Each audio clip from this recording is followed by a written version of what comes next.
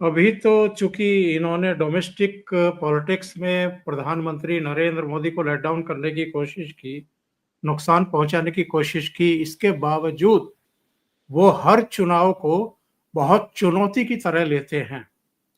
देखिए, आप लोकसभा चुनाव में थोड़ा सा नुकसान हुआ उनको, 240 पर बीजेपी अटक गई, यानी 32 सीटें कम रह गई इंडिपेंडेंटली बहुमत से। फिर भी एक मजबूत सरकार वो चला रहे हैं, और उसी गति से चला रहे हैं जितनी गति से 2014 और 2019 में उनकी सरकार बनी थी पूर्ण बहुमत वाली, उसी तरीके से चला रहे हैं। अब जो लोकसभा चुनाव के बाद 5 राज्यों के चुनाव हुए हैं, उनमें 4 राज्यों में बहुत बेहतरीन प्रदर्शन बीजेपी का रहा है। 3 राज्यों में उसने सरकार बना ली, हरियाणा, महाराष्ट्र और दिल्ली में, और जम्मू कश्मीर में उसका शानदार प्रदर्शन रहा।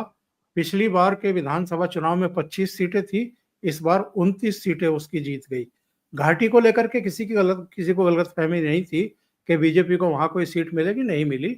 सरकार नहीं बनी, कोई बात नहीं, लेकिन बहुत बढ़िया प्रदर्शन किया।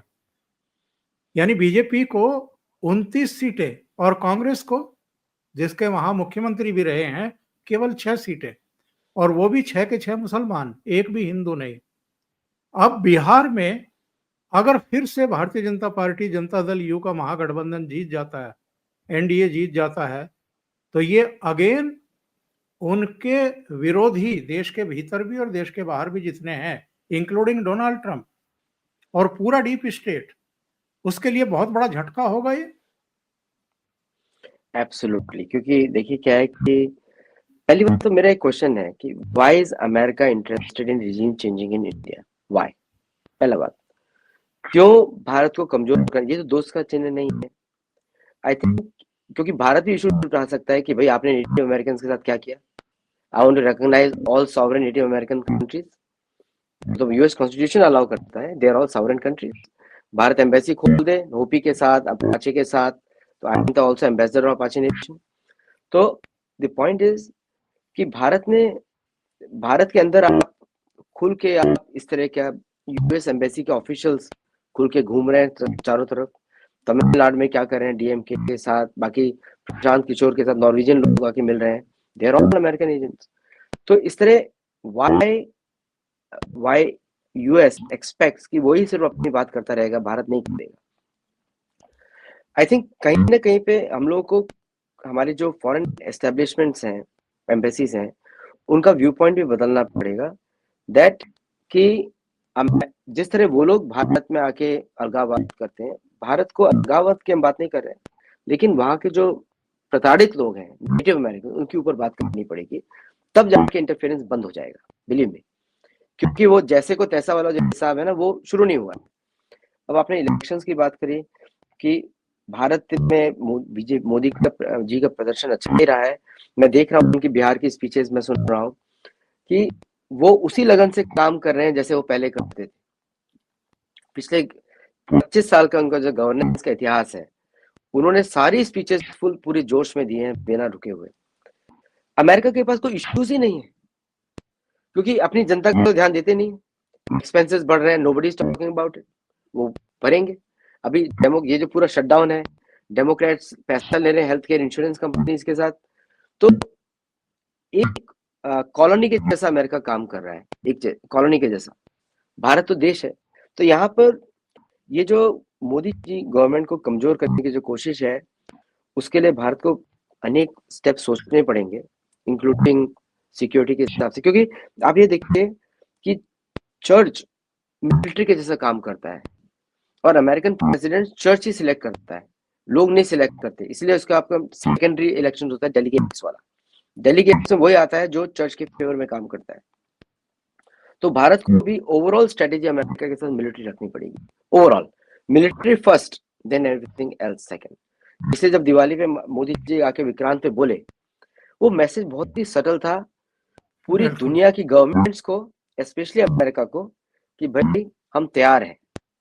सुएज कैनाल से लेके मलाक्का स्ट्रेट तक बंद हो सकता है, 70% आपका ट्रेड रुक जाएगा अगर कोई इस तरह की स्थिति आई। और बाद में उन्होंने ऐलान किया दूसरा कि मैं मलेशिया नहीं जा रहा हूँ। ये एक ही कंट्री को मैसेज जाता है, हम सब समझ रहे हैं किसको जा रहा है मैसेज। तो अब आप देखेंगे थोड़े समय के बाद इनके जो रिजीम चेंजिंग ऑपरेशन बंद हो जाएंगे, क्योंकि जो अमित शाह जी ने कार्य किया है और आज NSCN के साथ मणिपुर में जो एक्शन हुए हैं, जो पीस वहां पे लाई गई है, this are all in that direction कि एनफ इज एनफ। अभी हम लोग थोड़ा पीठ सीधी कर रहे हैं। और नक्सल समस्या बहुत बड़ी नक्सल, थी, वो भी yes, लगभग खत्म होने की स्थिति में है। अब सरेंडर कर रहे हैं, भाग रहे हैं, बंदूक छोड़ करके मुख्य धारा में आ रहे हैं, क्योंकि उनको पता है कि नहीं छोड़ेंगे ये। इन्होंने अगर फैसला कर लिया है तो फिनिश करेंगे। मार्च 31 तक, ये 2026 तक उन्होंने कह रखा है कि हम खत्म कर देंगे इनको। तो अब बहुत बड़ी संख्या में वो सब सरेंडर कर रहे हैं। इनके पास हथियार कहाँ से आते थे, पैसे कहाँ से आते थे? तो ये सब अंतर्राष्ट्रीय खेल चल रहे थे भारत को डिस्टेबलाइज करने के, अशांत रखने के। और जो शक्ति है शासन की, प्रशासन की, उसको एक गलत जगह मतलब टकराने के लिए छोड़ दो, ताकि ये आगे ना बढ़ने पाए। बहुत सारी चीजें, बहुत सारे फ्रंट पर जो है इस सरकार को काम करना पड़ रहा है, क्योंकि जो पूर्ववर्ती सरकारें थी, अब मनमोहन सिंह की सरकार के समय अगर प्राइम मिनिस्टर से आकर के यासीन मलिक मिल रहा है पीएमओ में, तो आप समझ लो कि क्या हो रहा था उस समय। और प्राइम मिनिस्टर मुस्कुरा करके हाथ मिला रहे हैं। जैसे ही मोदी जी ने टेक ओवर किया, श्रीनगर में ऐसी जगह से उठा करके लाई पुलिस बल और अर्धसैनिक बल, जहां कोई घुसने की हिम्मत नहीं करता था। आज वो जेल में सड़ रहा है, उसको सजा हो चुकी है। तो ऐसे लोगों को सिर पर बैठाया जाता था उस समय। तो कई मोर्चों पर एक्चुअल में भारत सरकार को लड़ना पड़ रहा है। पीएफआई जैसे संगठनों को बैन करना पड़ा, उनके सारे दस्तावेज जब जब्त किए गए बिहार में एक जगह से, पता लगा कि 2047 तक मोदी जी तो भारत को डेवलप कंट्रीज की कतार में लाके खड़ा करना चाहते हैं, और वो इस्लामिक स्टेट बनाना चाहते हैं 2047 तक। तो ये सब बहुत बड़ी साजिशें रची जा रही थी। एक एक करके सारे मोर्चों पर इनको जूझना पड़ रहा है। एक्चुअली आपने बहुत ही अच्छा पूरा एक्सप्लेन किया है। एक्चुअली ये सभी साजिश के पीछे सिर्फ 2 कंट्रीज हैं, सिर्फ 2, और बाकी सब उनके पिट्ठू हैं। और दोनों को आप जानते हैं, दोनों एंग्लो सैक्सन हैं। एक है यूके और दूसरा आप जानते हैं, और उनकी 5 आइज। ये सारी गड़बड़ी के पीछे यही लोग हैं, और इनके ही पिट्ठू चलते हैं नॉर्वे के थ्रू, कभी ऑस्ट्रेलिया के थ्रू, आजकल साउथ कोरिया भी यूज करते हैं, आजकल साउथ अफ्रीका भी यूज करते हैं। साउथ अफ्रीका थोड़ा कम हो गया बिकॉज ऑफ ब्रिक्स। और ये सारी गड़बड़ी इसी सोर्स से आती थी। मैंने तो इससे बड़े डीप विषय में इसके ऊपर लिखा है कि किस तरह इनकी सारी कहानियां चर्चों के साथ जुड़ती हैं। और ये प्रॉब्लम क्रिटिकल रेस थ्योरी की नहीं है, ये प्रॉब्लम है क्रिटिकल फेथ थ्योरी की। ये टर्म मैंने बनाई है, क्योंकि रेस थ्योरी तो बनाई गई थी ये प्रूव करने के लिए कि वाइट विक्टिम्स हैं, ये बनाने के लिए की गई थी। लेकिन प्रॉब्लम कुछ और है। प्रॉब्लम ये थी कि कन्वर्जन के माध्यम से डेमोग्राफिक चेंज किया जाए और लोकल सरकारें बदलकर फिर फेवरेबल ट्रेड डील्स ली जाए। इसीलिए कांग्रेस के सारे जो भारतीय अपोजिशन लीडर्स थे, सारे नहीं, कांग्रेस के स्पेशली, वो लोग बिक जाते थे इनसे। तो भारत में अपोजिशन चाहिए, लेकिन नॉन कांग्रेस अपोजिशन चाहिए, जो कि इनसे बिका हुआ ना हो। और आप एक बात भी देखिए, कौन सा इस्लामिक देश इंडिपेंडेंट है? कौन सा? एक भी नहीं, not a single one except UAE. बाकी सब बिके हुए हैं वेस्ट को, क्योंकि इनको America loves dictators, America loves democracy export करते हैं, लेकिन चाहते हैं डेमोक्रेसी के माध्यम से वन मैन शो बन जाए, चाहे मलेशियन प्रेसिडेंट हो या प्राइम मिनिस्टर हो, चाहे इंडोनेशियन प्रेसिडेंट हो या प्राइम मिनिस्टर हो। अभी देखिए, आपने मलेशिया मीटिंग से पहले मलेशिया ने डिक्लेयर किया कि गो मांस नहीं होना चाहिए, हिंदुओं को हर्ट होता है, बड़ा, ताकि भारत से प्रेज मिले। लेकिन तुरंत बाद क्या षड्यंत्र था किसी को पता ही नहीं।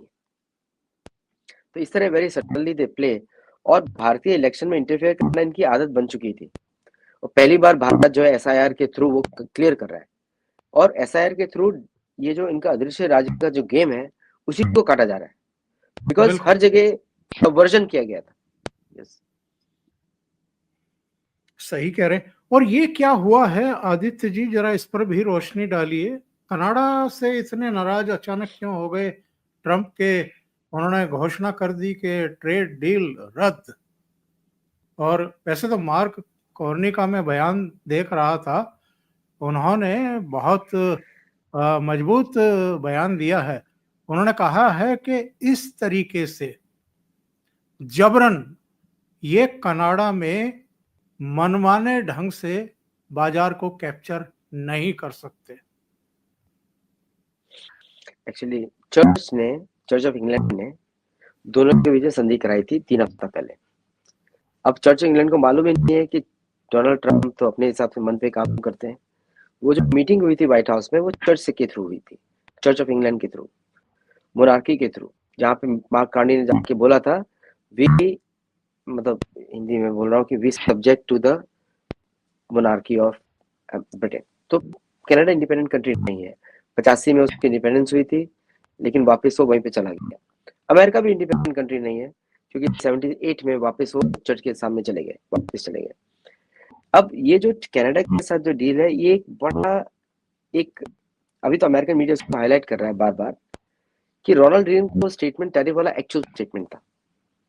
वो रोनाल्ड रीगन ने दिया था उस परिप्रेक्ष्य में, क्योंकि तो उस समय यूएसएसआर और यूएस का कोल्ड वॉर चल रहा था, पीक पे था, और उन्होंने तब वो स्टेटमेंट दिया था क्योंकि दोनों कंट्रीज टैरिफ लगा रही थी, तो चाहते थे कि टैरिफ यूएसएसआर का भी कम हो और इनका भी कम हो।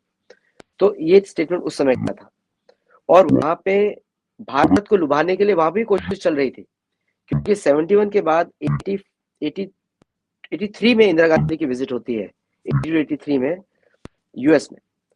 तो वो उस विजिट में इंदिरा गांधी बोलती हैं कि we are an old civilisation, you are a new country, we will survive, you won't, जो बाद में अभी चाइनीज फॉरेन मिनिस्टर ने भी बोला, वैंग यी ने। तो ये स्टेटमेंट इंदिरा गांधी ने निक्सन को भी बोला था वो स्टेटमेंट। इंदिरा गांधी ने वही स्टेटमेंट रिलीज किया रोनाल्ड रीगन को। आपको याद होगा, वीडियोस आप देख सकते हैं, वॉशिंगटन डीसी आर्काइव्स में है कि वो Indira Gandhi the way she is speaking, और रोनाल्ड रीगन 6 फीट 4 इंच के हैं और वो 5 फीट 2 इंच के हैं, 3 इंच के हैं, लेकिन Indira Gandhi emerge as a tall leader. अब ट्रंप का जो स्टेटमेंट है कनाडा के लिए ये वाला कि आई कैंसिल एवरीथिंग, क्योंकि उसकी मागा क्राउड पे एक्सपोज हो गया। बहुत सारे कैनेडियंस और मागा क्राउड जो कि जिनका बर्थ कनाडा में हुआ है लेकिन सिटीजनशिप अमेरिकन है, इंक्लूडिंग टेड क्रूज। आपको याद होगा इलेक्शन कैंपेन में टेड क्रूज को बोला था, you are a Canadian, how can you become American president. और टेड क्रूज अभी प्रेसिडेंशियल कैंपेन के लिए 2028 में खड़ा होने वाला है। तो ये जो पूरा स्टेटमेंट था was against Ted Cruz, not for Canada. वो बताना चाहते थे, तो उन्होंने कनाडा के ऊपर उन्होंने लगाया सैंक्शंस कि मैं सारे एग्रीमेंट्स रद्द करता हूँ। The message to the Canada was कि you can be changed at any point of time, और तुम्हारा यहाँ पे काम नहीं चलने वाला। और ये बात भी बिल्कुल सच है, कनाडा और Mexico can not exist independent of American economy, ये बात भी सच है। तो इनको मालूम है अगर प्रेशर डाला तो Canadians will be out of business, लेकिन चर्च ऑफ इंग्लैंड वापस यहाँ पे इंटरफेयर करेगा और इन लोगों का डील वापस होगा। अभी मैं आंकड़े देख रहा था, 79 लाख करोड़ का बिजनेस है कनाडा और अमेरिका के बीच में। करेक्ट। अमेरिका के दो बड़े ट्रेड पार्टनर्स हैं, number 1 is Mexico, number 2 is Canada, and number 3 is China में भी।